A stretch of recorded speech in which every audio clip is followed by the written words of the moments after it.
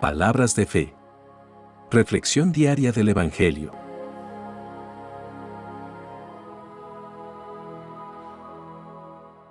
Lectura del libro del Génesis, capítulo 41, versículos 55 al 57, hasta capítulo 42, versículos 5 al 7 y 17 al 24.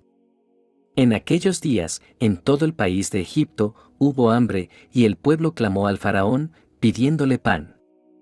El faraón le respondió al pueblo: vayan a José, y hagan lo que él les diga.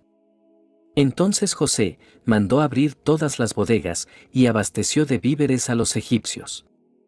Y como el hambre se extendió por toda la tierra, de todos los países iban a Egipto para comprar víveres a José y remediar la carestía. Los hijos de Jacob, junto con otros, fueron también a Egipto a comprar víveres, pues había hambre en el país de Canaán. José gobernaba en todo Egipto, y los víveres se distribuían a todo el mundo, según sus indicaciones. Llegaron los hermanos de José, y se postraron en su presencia. Al verlos, José los reconoció, y sin embargo, como a desconocidos, les preguntó con severidad: ¿de dónde vienen? Ellos respondieron: venimos de Canaán, a comprar provisiones. José los acusó de ser espías, y durante 3 días los metió en la cárcel.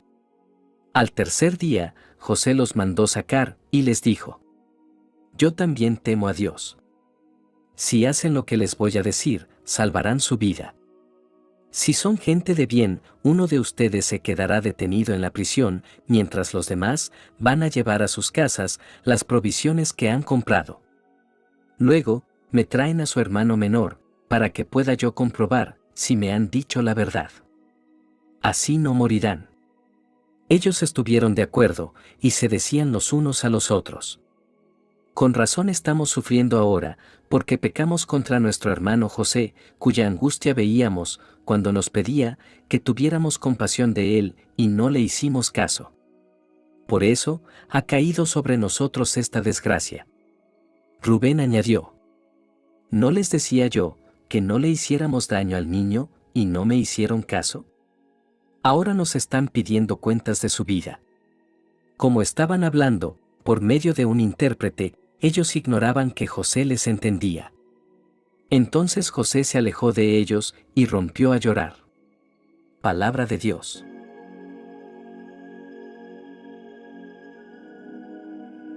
Lectura del Santo Evangelio según San Mateo, capítulo 10, versículos 1 al 7. En aquel tiempo, llamando Jesús a sus 12 discípulos, les dio poder para expulsar a los espíritus impuros y curar toda clase de enfermedades y dolencias. Estos son los nombres de los 12 apóstoles. El primero de todos, Simón, llamado Pedro, y su hermano Andrés. Santiago, y su hermano Juan, hijos del Zebedeo. Felipe y Bartolomé. Tomás, y Mateo, el publicano. Santiago, hijo de Alfeo, y Tadeo. Simón, el cananeo, y Judas Iscariote, que fue el traidor. A estos 12 los envió Jesús con estas instrucciones: no vayan a tierra de paganos, ni entren en ciudades de samaritanos. Vayan más bien en busca de las ovejas perdidas de la casa de Israel. Vayan y proclamen por el camino que ya se acerca el reino de los cielos. Palabra del Señor.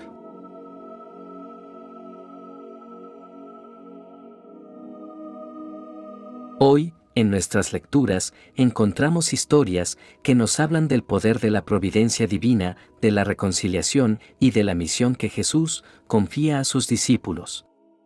En el libro del Génesis, vemos cómo Dios obra en la vida de José, un hombre que experimentó tanto el sufrimiento como la gracia y la bendición de Dios. La lectura comienza con José interpretando los sueños del faraón, revelando que habrá 7 años de abundancia, seguidos por 7 años de hambruna. Debido a su interpretación y sabiduría, el faraón coloca a José como gobernante sobre todo Egipto para que pueda administrar los alimentos y preparar al país para la hambruna venidera. Durante los 7 años de abundancia, José acumula reservas de grano, en gran medida, para enfrentar la hambruna que vendrá.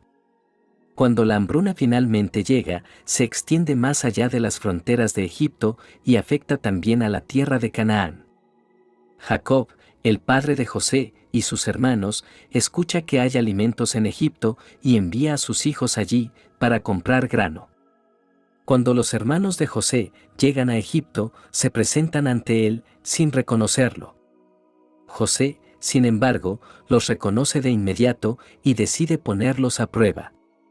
Los acusa de ser espías y los somete a varias pruebas para evaluar su sinceridad y arrepentimiento por su trato anterior hacia él. Durante este tiempo, José enfrenta un dilema interno al recordar las injusticias que sufrió a manos de sus hermanos. Estos pasajes nos ofrecen valiosas lecciones espirituales. En primer lugar, nos enseñan sobre la providencia divina y cómo Dios puede usar incluso las situaciones más difíciles para cumplir su propósito. José, a pesar de su injusto trato y el tiempo que pasó en la cárcel, fue elevado a una posición de liderazgo en Egipto para salvar a su familia y a muchas personas de la hambruna. De manera similar, Dios puede trabajar en nuestras vidas, incluso en medio de los desafíos y las pruebas que enfrentamos. Podemos confiar en que Dios tiene un plan y que Él puede convertir nuestras circunstancias difíciles en oportunidades para su gloria y nuestro crecimiento espiritual. En segundo lugar, estos pasajes destacan el tema del perdón y la reconciliación. José enfrenta la oportunidad de vengarse de sus hermanos, pero en cambio, elige perdonarlos y buscar la reconciliación. José entiende que el perdón es un acto de gracia y que solo Dios puede juzgar y vengarse. El perdón es un poderoso acto de liberación y sanidad, tanto para el que perdona como para el que es perdonado. Esto nos anima a buscar la reconciliación con aquellos que nos han hecho daño y a liberarnos del peso del resentimiento y la venganza. El perdón nos permite experimentar la libertad y la paz que solo provienen de Dios. En tercer lugar, estos pasajes nos desafían a examinar nuestros propios corazones y actitudes. Los hermanos de José enfrentaron la prueba de su arrepentimiento a lo largo de su experiencia en Egipto. Esto es un recordatorio de la importancia de la humildad, la honestidad y la rendición ante Dios en nuestras vidas. Debemos estar dispuestos a enfrentar nuestras propias faltas y buscar la transformación y la restauración a través de la gracia de Dios. Hermanos y hermanas, que esta lectura sea una invitación para confiar en la providencia divina y en el poder del perdón y la reconciliación. Que busquemos la sabiduría de Dios en medio de nuestras pruebas y desafíos. Que podamos perdonar a aquellos que nos han herido y buscar la reconciliación en nuestras relaciones. En el Evangelio de hoy, Jesús elige a sus 12 discípulos y les da la autoridad para predicar el reino de los cielos y sanar a los enfermos. A través de esta selección, se nos revelan importantes lecciones sobre la misión y la responsabilidad de los discípulos de Jesús. El pasaje comienza con Jesús llamando a sus 12 discípulos y dándoles autoridad para expulsar a los espíritus inmundos y sanar a toda enfermedad y dolencia.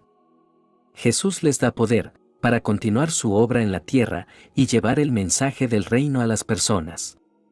Esta selección de los discípulos no fue al azar, sino que fue una elección deliberada de Jesús, quien sabía que estos hombres serían instrumentos poderosos en su misión de salvación.